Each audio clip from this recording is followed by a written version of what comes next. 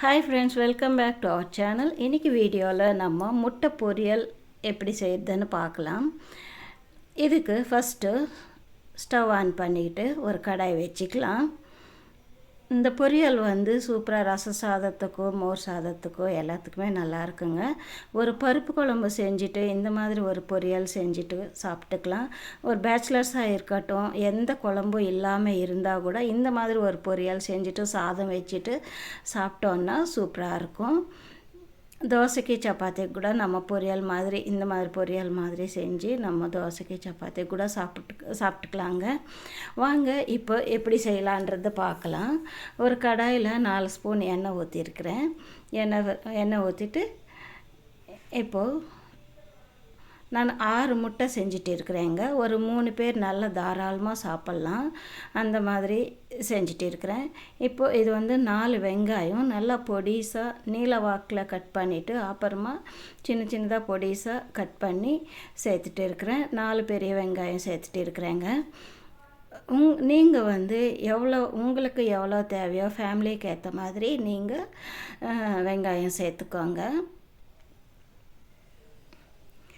இந்த மாதிரி வெங்காயம் சேர்த்துட்டு நல்லா வதக்கி விடலாம். நல்லா வதங்கட்டுங்க, பார்க்கலாம்.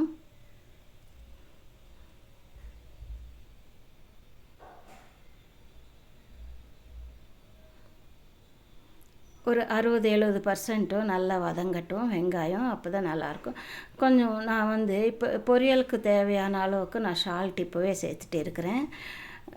சால்ட் சேர்த்துட்டோன்னா வெங்காயம் சீக்கிரமாக வதங்கி வந்துடும், அதனால் முன்னாடியே சேர்த்துட்டு இருக்கிறேன்.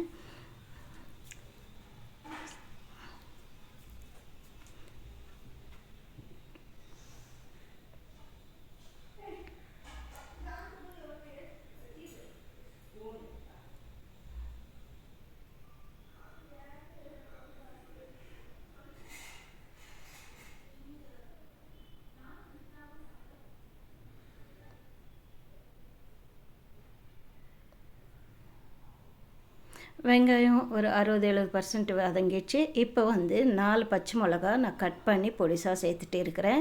இதுவும் ஓரளவுக்கு வதங்கட்டும். இந்த மாதிரி பொரியல் நீங்கள் இதே மெத்தடில் இந்த மாதிரி பொரியல் செஞ்சு பாருங்கள். எப்படி இருக்குது என்ன ஏதான்ட்டு கமெண்ட் பண்ணுங்கள் ஃப்ரெண்ட்ஸ். அதே மாதிரி உங்கள் ஃப்ரெண்ட்ஸ்க்கோ ஃபேமிலிஸ்க்கோ ஷேர் பண்ணுங்கள், சப்ஸ்கிரைப் பண்ணுங்கள். அதே மாதிரி பெல் ஐக்கான் கிளிக் பண்ணிக்கோங்க. அப்போ தான் நான் போடுற வீடியோஸ் நோட்டிஃபிகேஷனாக வரும்.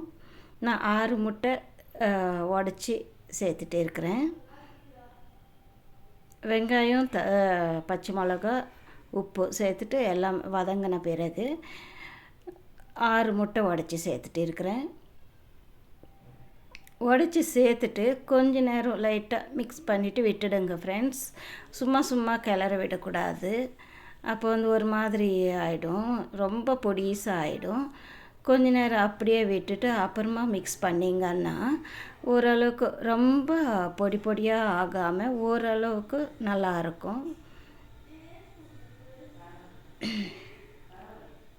இந்த மாதிரி லைட்டாக மிக்ஸ் பண்ணி விட்டுடுங்க ஃப்ரெண்ட்ஸ் கொஞ்ச நேரம்.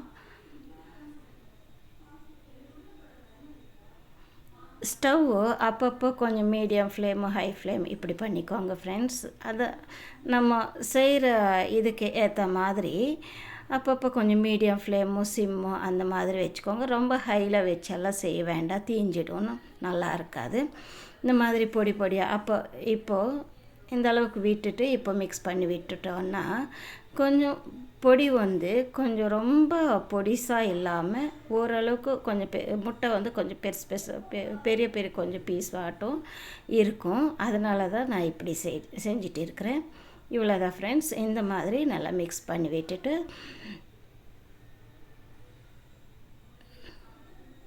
அவ்வளோதான். வெங்காயம் இப்போ முட்டை எல்லாமே பொடியாக ஆயிடுச்சு. இப்போது நம்ம ஒரு 1/2 ஸ்பூன் மஞ்சள் தூள் சேர்த்துக்கலாம். சில பேர் மஞ்சள் தூள் போடுவாங்க, சில பேர் போட மாட்டாங்க. இது உங்கள் இஷ்டம் ஃப்ரெண்ட்ஸ். மஞ்சள் தூள் விருப்பப்பட்டால் நீங்கள் சேர்த்துக்கோங்க, இல்லைன்னா ஸ்கிப் பண்ணிக்கோங்க ஃப்ரெண்ட்ஸ்.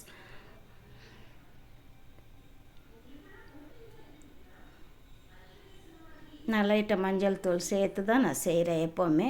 கருவேப்பிலை, ஒரு கொத்து கருவேப்பிலை வந்து சின்ன சின்ன பீஸாக நான் வந்து கட் பண்ணி சேர்த்துட்டு இருக்கிறேன். இப்படி கையிலே கொஞ்சம் பிச்சு போட்டுட்டு இருக்கிறேன்.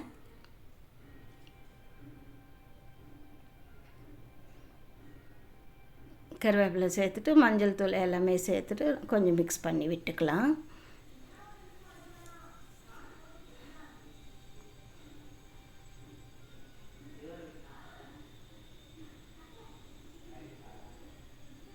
நான் வந்து இன்றைக்கி சாதம் ரசம் இருக்குது ஃப்ரெண்ட்ஸ், அதனால தான் நான் இந்த மாதிரி ஒரு பொரியல் செஞ்சுட்டு ரசத்தோடு சாப்பிட்லாம் அப்படின்றதுனால நான் இப்படி செஞ்சுட்டு இருக்கிறேன்.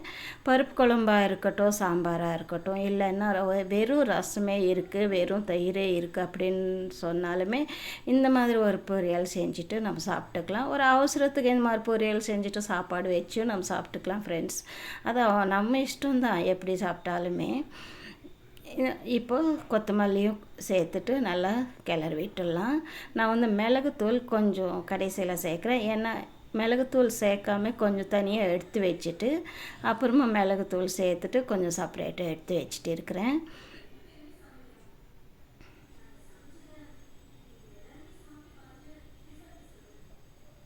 இப்படி கொத்தமல்லியும் சேர்த்துட்டு நல்லா கிளறி விட்டுடலாம்.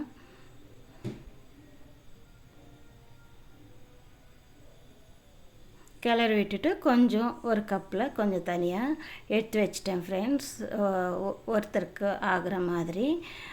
அப்புறமா இப்போ கொஞ்சம் மிளகுத்தூள் சேர்த்துட்டு நல்லா மிக்ஸ் பண்ணி விட்டுட்டு ஒரு கப்பில் சேர்த்துக்கலாம். இவ்வளோதான் ஃப்ரெண்ட்ஸ் முட்டை பொரியல். இது நான் செய்கிற மெத்தடு. இந்த மாதிரி செஞ்சு பார்த்துட்டு எப்படி இருக்குது என்னன்னு கமெண்ட் பண்ணுங்கள் ஃப்ரெண்ட்ஸ். உங்களுக்கு பிடிச்சிருந்தால் லைக் பண்ணுங்கள், ஷேர் பண்ணுங்கள், சப்ஸ்கிரைப் பண்ணுங்கள் ஃப்ரெண்ட்ஸ்.